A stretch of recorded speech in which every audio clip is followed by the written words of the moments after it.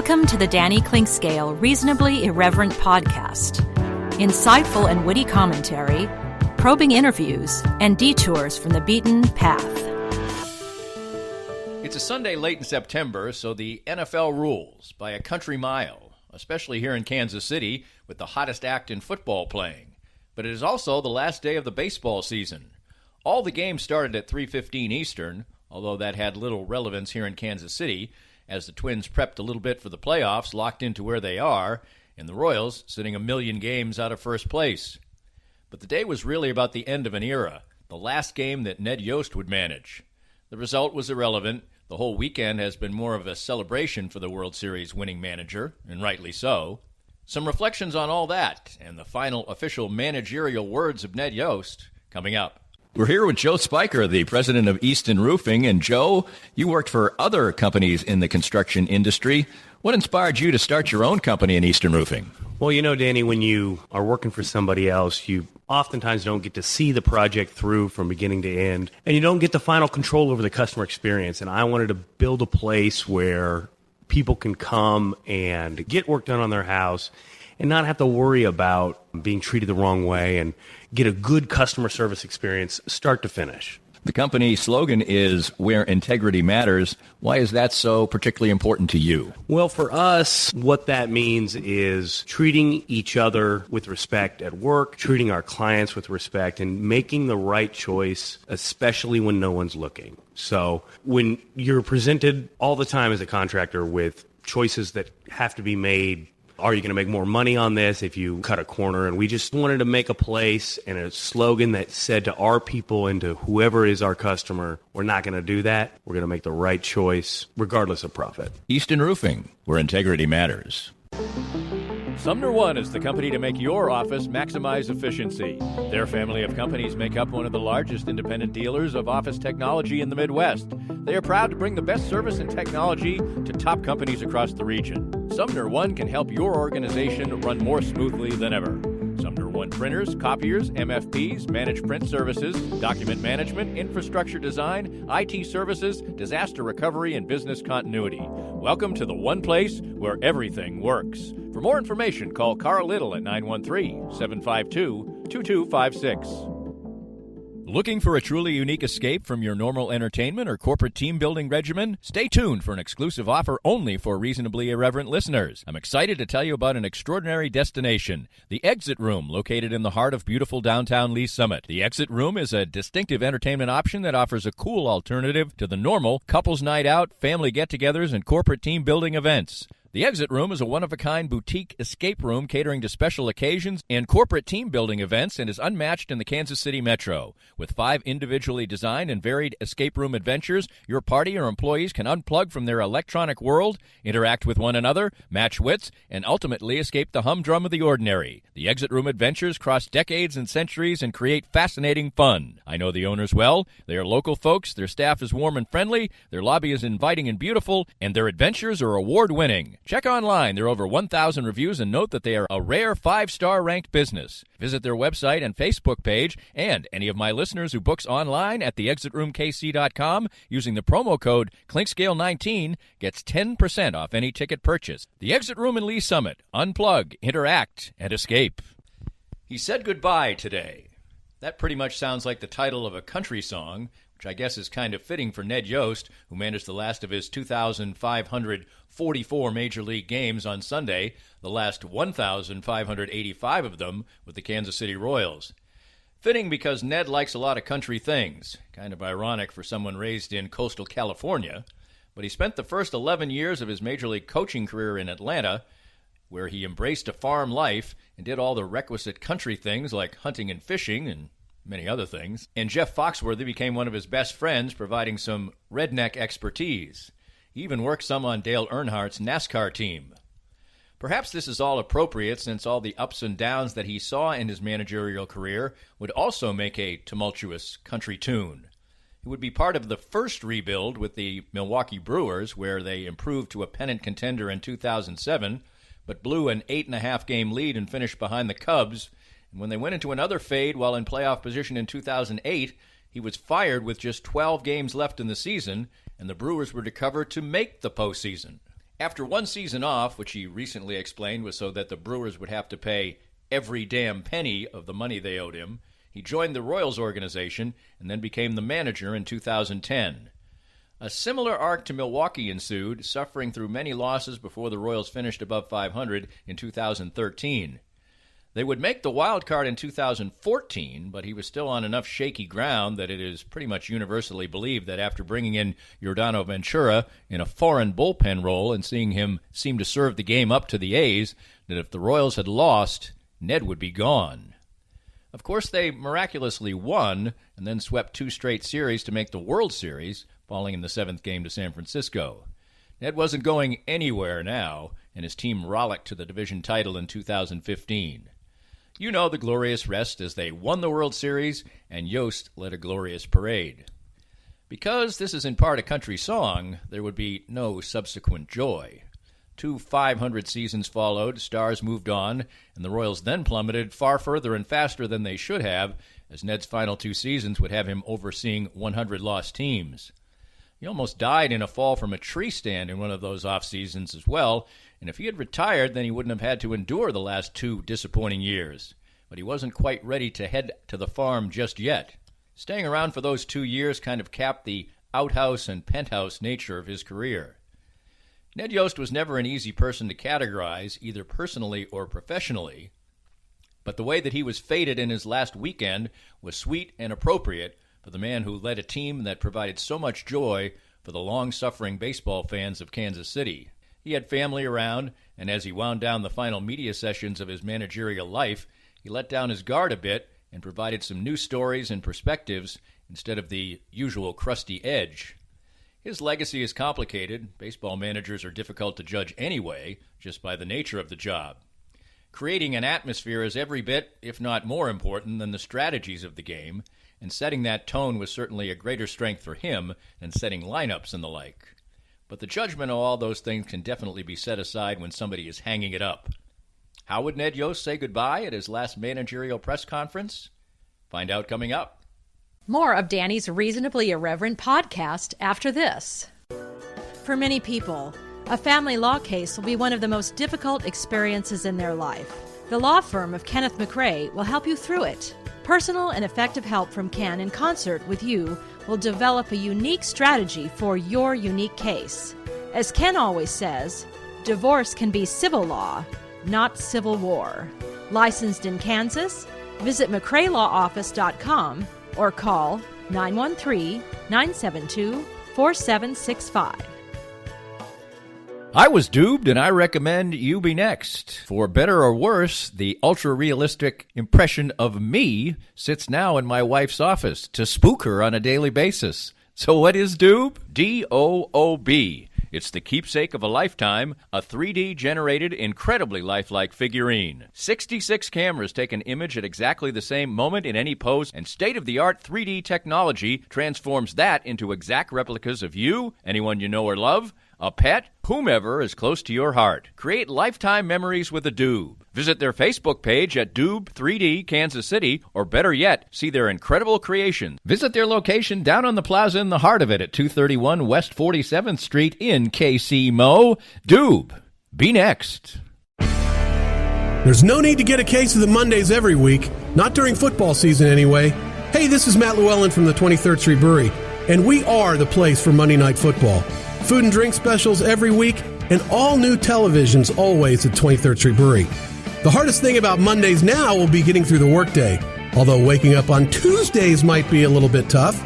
But remember, watch all the Chiefs games, NFL games, every game at the 23rd Street Brewery. Before you spend your time and money going after an MBA, ask yourself why. Is it so you can tell people you got your MBA? So you can add a line to your CV? So you can call it a CV instead of a resume? Truth is, any MBA will do that. On the other hand, if your goal is to learn how to successfully manage and grow a business with real-world insights from experienced professionals, well, consider getting your MBA from Park University. Our low student-to-teacher ratio gives you personalized attention, and our face-to-face and online classes offered in 8-week terms are designed with working professionals like you in mind. No wonder the Kansas City Business Journal ranks Park University as the top MBA program in the area. Classes begin June 10th at all 4 KC area locations: Parkville, Downtown, Independence, and Lenexa. Visit park.edu to get started. The 2019 Kansas City Royals were a pretty sad sack bunch, but they had a flair for the dramatic anyway, as on Ned Yost's last day, they presented him with a walk-off victory. Didn't get it done in the 8th and got it done in the 9th inning, and that allowed Ned Yost to, first of all, not have to manage extra innings on his final day, and then to be in an especially good mood as he reflected on things from his entire career to today's game. Ned, if you were going to write it up, is that about how you'd want it to end? No. Next question. I would have liked to won like 15-1. Okay. But that was. I had a feeling all day that we were going to find a way to win that game. I really did. Lopez was throwing the ball good. Made a mistake in the first inning for the 2-run homer. The other 2 homers were actually pretty good pitches, so I felt good about where he was going. I keep talking about command and commanding pitches. Those pitches were down and away, and you take your hat off on those types of balls. I like the way that he was throwing, and once we got past the 6th, I felt pretty good the way we had it lined up for the 7th, the 8th, and the 9th, and battle back there in the 8th. I was hoping they had a runner on second after O'Hearn got a big hit off the lefty that, we could score there and bring Ian in and then, be done with it. But luckily we scored in the bottom of the 9th for a walk-off. And we haven't had many walk-offs this year, so it was really exciting to get one in the last day of the season. How did it feel coming off the field for the last time as a manager? Good. Just it's hard. It's hard for me, to say goodbye. I just soon, get it over with. But I was sitting, during the middle of the game, and there's not one part of me that wants to continue doing this. I've done my part. I'm healthy. I want to go spend time with my family, especially my wife. We've been apart for 6-7 months a year for the most part. She'll fly in, and then I won't see her for a couple of weeks. And we're both healthy. We're both in great shape, and we want to go do some things together. And again, I'm very confident with my part that I played here in helping this team get back into at least fair condition to where it can compete. So I feel good. I'm walking out the door feeling good about everything with no regrets and no, geez, man, did I know? There's none of that. I feel really, really good about it, and I'm really excited about it, and I'm really happy about it. I know you always like to make it about your players, too, to give Witt and Gordon those moments in case, for Gordon in particular, I guess, just in case this is his final year. Well, Gordy's been, and I haven't talked to Gordy about that. I have no idea what his mindset is. I really don't. I haven't talked to him. I purposely haven't asked him because I just don't want to know. It's his decision. Him and Jamie will make that decision, I think, as the winter goes along. But I personally think that Alex Gordon's going to win another Gold Glove. I think that I wanted the opportunity for our fans to recognize his style of play every single day. He goes out and just gives everything that he has, leads the team in hit by pitches every year. He dives, he slams into the wall. He's got no regard for his body, and it's just a great style of play that he has, and he's just such a great leader. And Witt, to do what he's been able to do, it's just been really mind-boggling and blowing. You can see the Mooses and the Haases and the Salvies and the Herreras and the Venturas. You could see them coming. I didn't see Witt coming to this degree. I mean, Witt is one of the best players in all of baseball in the world. Witt's one of the best players there, and I didn't see that coming. I knew he'd be good. I didn't think he'd be an all-star. I didn't think he'd be one of the best baseball players in the world, and he really is. Ian Kenny with 30 saves, what a remarkable season. Soler, you can just go on and on. Dozier, just on and on of how proud I am of the steps that these guys took to move forward to help this organization get back to contention. Ned, I know you said it's time to walk away, but is there any part of you that might miss just being in the dugout, that competitive nature in you? No, I've had it with that. I'm done with that. Seriously, I've was like that in the past, though. Yeah, you're right, but I've done this my whole life. I was sitting there thinking yesterday, you know, I mean, with every decision that you have to make, it just, you know, I've made them all. I've made all my decisions. Some have worked, some haven't. You know, but I feel like I don't need to do that anymore. I don't need that anymore. And I just don't. I just don't. But I loved every second of it. I loved it.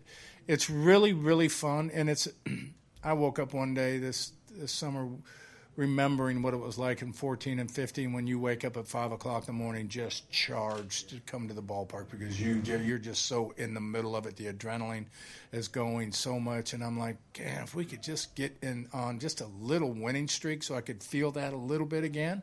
But we never could do that. But there's nothing like that. And we're too far away from that right now. I mean, I'm looking, in my mind, 3 or 4 years before we're back to where we can contend for a world championship. I think we're going to contend in 3 years, or it could be 3 years, but it's going to probably be somewhere between 3 and 4 before we can contend for a championship again. And I mean, I don't have the time to wait that one out. You talk about Brett Phillips at bat. I mean, he was fouling off. It looked like he wanted. I'm sure everybody wanted to get the game-winning RBI. Can you talk about Brett's at bat? Well, it started at the beginning of the inning before even Artie got up there because he was in the bathroom and I went in to go to the bathroom and I told him, go ahead, get it all out because I want to make sure that you're ready to get this game-winning hit for us. And he laughed. And you are retired. So, you know, I set him up mentally to get that game-winning hit before he even stepped out in the dugout. You mentioned wanting to do things with your wife and you're in good health and everything. Besides the things you always did in the off-season on the farm and all that, are there things you haven't done and you're really looking forward to doing? I haven't spent a summer at home. I mean, one summer I've spent at home and everything that goes with that, you know, barbecues, waking up one day and, hey, let's go to the beach. You know, for me, I'm hoping because when I looked at the video of my first press conference, my hair was black. And that was 10 years ago. And it just seems the season goes so fast. You're just in spring training. And then all of a sudden, boom, here we are at the end of the year. And you think, okay. Now, the winter goes even faster. And then next thing you know, you're back in spring training again. And what seems like 2 years is 10 years. And, I mean, my life is flying by. I mean, I was 55. I'm 65 now. I mean, I can remember when I looked at 65 and thought, man, that's an old codger right there, right? But I'm hoping that this will slow time down a little bit, just a little bit, where I don't have to get up at 5 o'clock in the morning so I don't waste an hour of the winter. So I'm just looking forward. I'm looking forward to just, you know, sleeping in. I'm looking forward to doing whatever the heck we feel like doing on any given day. You've talked about the parts you're not going to miss. Once you decompress, do you think you'll just miss being around the guys every day? You know, not really. These guys, we work hard, you know, but when we go home, we go home.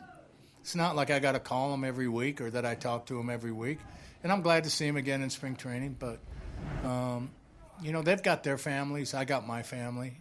And we're workmates is what we are. We come here and we as a group we work hard together. But I'll miss my coaches and interacting with my coaches. I'll miss you guys. I get on you guys. It's nothing compared to the way I get on Jersh. You know, I'm gonna miss that. Nothing the way I get on Pedro.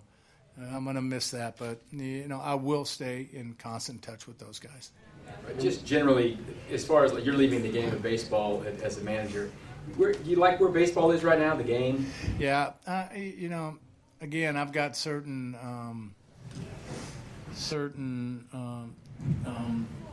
how do I put it, attitudes toward where the game is right now, and I think I'll just leave them to myself. Right now, it doesn't do any good to, you know, say anything about where I think the game is because you know what? It doesn't really matter what I think. It's what matters is what the fans think. So, everybody good? on behalf of everybody in this room and Thank you. everybody in Kansas City, Ned, thank you very much for 10 phenomenal years. Thanks. And now Ned does indeed get to ride off into the sunset. Our little country song theme kind of fits in today, and you heard Ned in a reflective mode there. He will head off into what he seems absolutely, positively ready for. Through the years, there were times when the fans weren't the biggest fans of Ned Yost. There were times when us in the media weren't the biggest fans of Ned Yost. But we all came around to a degree, maybe to a great degree. And this past week and this past weekend was certainly a deserved celebration for Ned Yost as he heads into his retirement. Good on you, Ned. Enjoy. This podcast was made possible by our great sponsors like Easton Roofing, the presenting sponsor of Kansas City Profiles at the Danny Klingscale Reasonably Irreverent podcast. Easton Roofing, where integrity matters. We hope you enjoyed the latest Danny Klingscale Reasonably Irreverent podcast. Come back soon for something fresh and new.